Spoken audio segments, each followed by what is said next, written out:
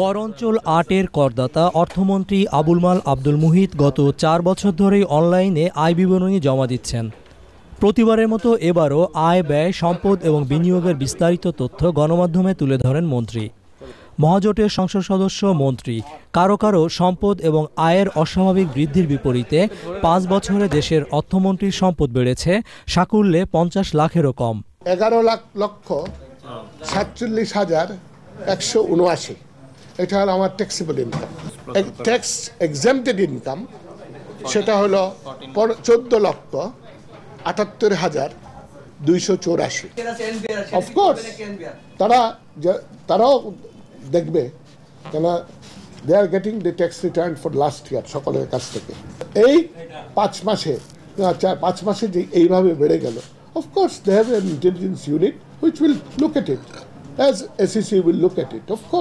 রাজস্ব বোর্ডে জমা দেওয়া বিবরণী প্রকাশ বেআইনি জানার পরও স্বচ্ছতা ও জবাবদিহিতা প্রতিষ্ঠায় সবার জন্য তুলে ধরেন অর্থমন্ত্রী। ক্ষমতায় থাকা অন্যদেরও তাই করা উচিত বলে মনে করেন তিনি। আই ক্যান টেল ইউ আমার ৫ বছর কি হয়েছে। ২০০৮-৯ আমার ছিল ১,১৪,০০০, ১,১,১,১,১,১,১,১,১,১,১,১,১,১,১,১,১,১,১,১,১,১,১,১,১,১,১,১,১,১,১,১,১,১,১,১,১,১,১,১,১,১,১,১,১,১,১,১,১,১,১,১,১,১,১,১,১,১,১,১,১,১,১,১,১,১,১,১,১,১,১,১,১,১,১,১,১,১১১ বছর এটা একটু কমে যায়, ১,১,১,১,৩০,০০,০০০ একটু কমে যায়, তারপরে আবার বেড়েছে ১,২৭,০০,০০০, তারপরে ১,২৯,০০,০০০, তারপরে ১,৪৫,০০,০০০, তারপরে ১,৫৮,০০,০০০। এই হয়েছে। দি average growth per year is 7.7%।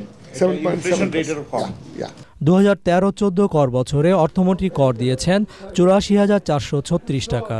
তার বাৎসরিক আয়ের বড় অংশ আসে বেতন ভাতা থেকে।